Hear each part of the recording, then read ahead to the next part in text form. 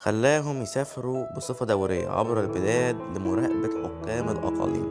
ده كان خوفا منه لعدم حدوث فوضى مرة تانية. يا ترى هو مين؟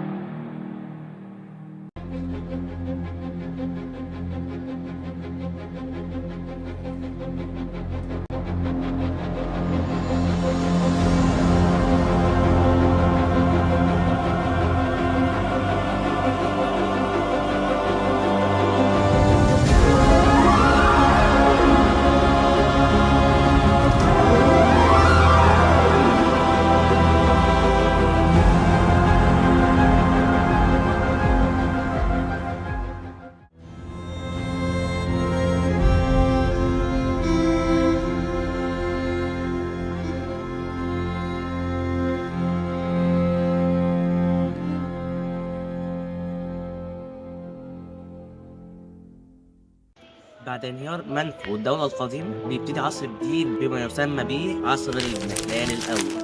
عصر الفوضى والحروب الأهلية، والحروب الأهلية اللي هتستمر ل100 سنة قدام. مؤرخ مليتو بيقول إن عدى في فترة 70 ملك في 70 يوم.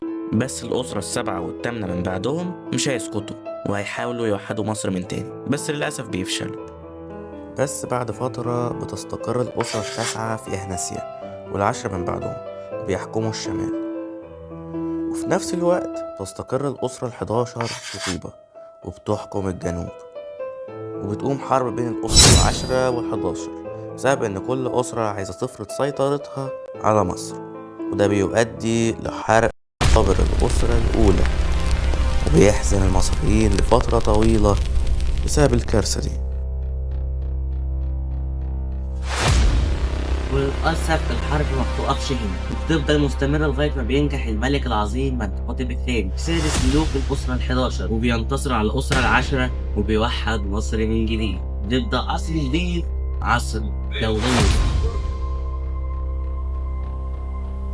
كده مصر اتوحدت بعد 150 سنة من الفوضى. دكتور سليم حسن في كتابه موسوعة مصر القديمة بيقول: ومن المؤكد أن شجاعة مثل هؤلاء الجنود الذين عثرنا على لوحاتهم كانت تجعل النصر يقترب من الأبواب، إذا أنهم كانوا يؤمنون بحق أمرائهم في طيبة ويضحون من أجل قائدهم الأعلى بأغلى شيء لديهم وهي حياتهم. ودلوقتي هنروح دكتور محمد خميس عشان نعرف أكتر عن الجيش اللي وحد مصر ساعتها. ده طالع من قبارة الحاج اللي هناك ده. الفترة دي كان الجيش المصري متكون، تعالوا كده بس كده عشان الناس تبقى شايفة الجيش المصري بيتكون في المعتاد من الرماة النوبيين والمشاة اللي من بقية مصر.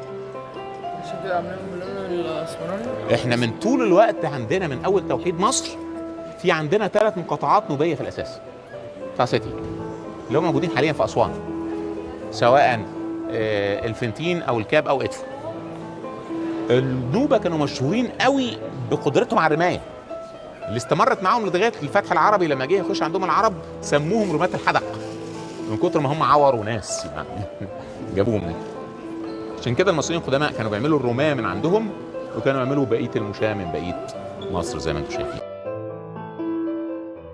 الملك منتخوتب الثاني بعد توحيد مصر غير اسم من منتخوتب الثاني اللي هي معناها الاله منطرادي الى ملك مصر العليا والسفلى ابن الشمس منتخوتب الثاني.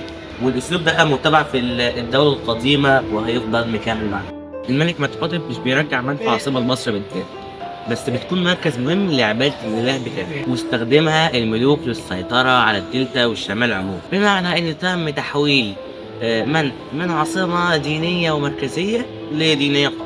المهم دلوقتي عاصمة مصر هتكون فين؟ بيعلن منتخوتب الثاني أن عاصمة مصر هتكون هي مكان نشأته طيبة، وتكون طيبة العاصمة للمرة الأولى، أو يعني تكون كإيه؟ حكم مستقل يعتبر للمرة الأولى. والملك منتخوتب الثاني بيعلن مناصب حكومية جديدة لرجال طيبة المخلصين.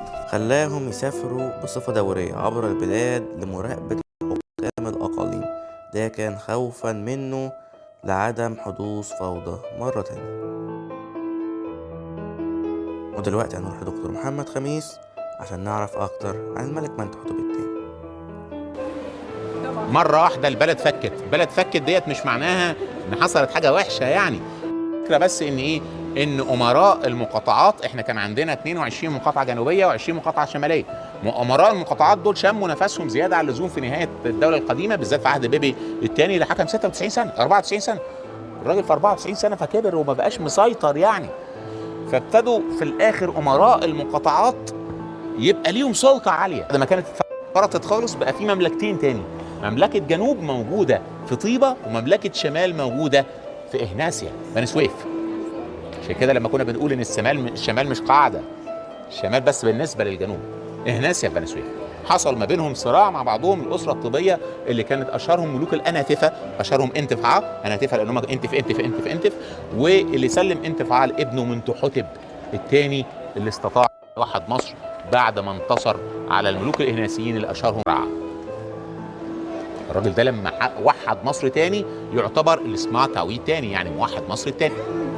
فايه، مينا هو الموحد الاول لمصر، موحد القطرين.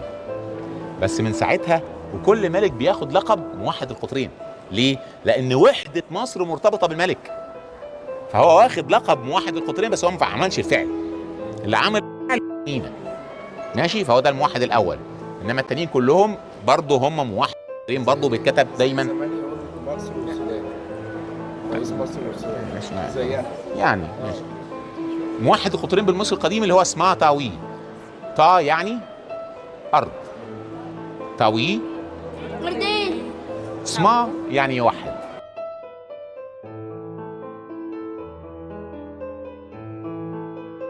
الملك منتحتب التاني هيتبع أسلوب جديد في الفن، وده هنلاقيه واضح جدا على التمثال بتاعه.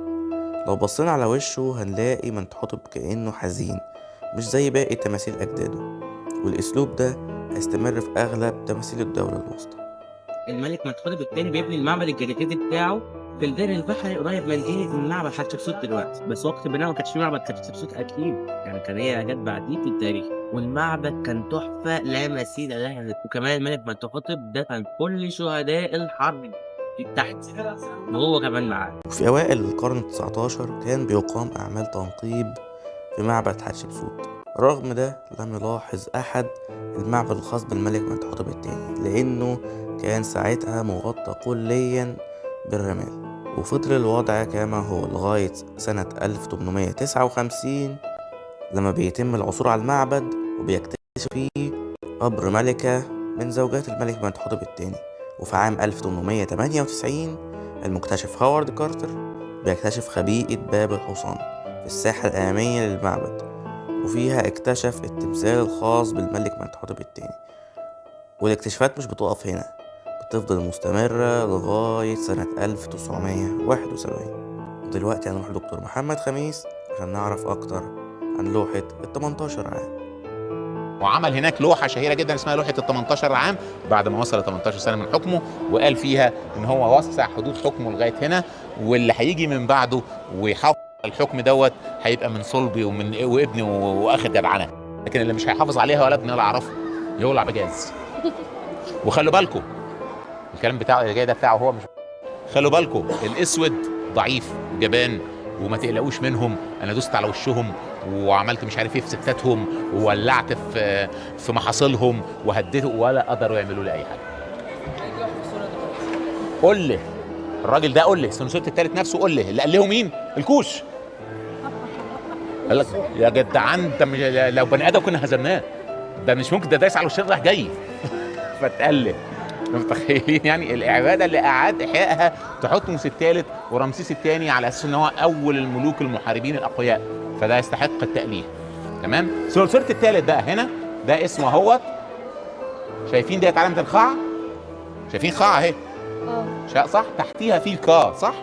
اهي كا وده رع، يبقى خاء كا ورع، ده سلسلة الثالث. اسمه الثاني اهو راح فين اهو سينوسيرت. تمام. هنتكلم فيه بعدين. المهم هنا هو بيقدم القرابين لمين؟ لامون رع. بصوا راح فين ايمن اهو، ايمن رع. تمام. شكل امون رع شهير جدا بالرشتين الطوال دول. المعبود اللي بيبقى فيه الرشتين الطوال دول امون رع. في معبود تاني بياخد الرشتين الطوال دول برضو مين؟ مين ده مش سؤال. ياخد ده بس بيبقى بس ساعتها بيبقى واخد عامل ايده لورا كده، وبيبقى فيه حاجات تانية واضحة معاه. تمام؟ انما هو هنا امون. هنا بقى سنوسرت الثالث بيقدم القرابين لنب حابط رع اللي هو من تحتب الثاني، اللي هو هنا مقلب.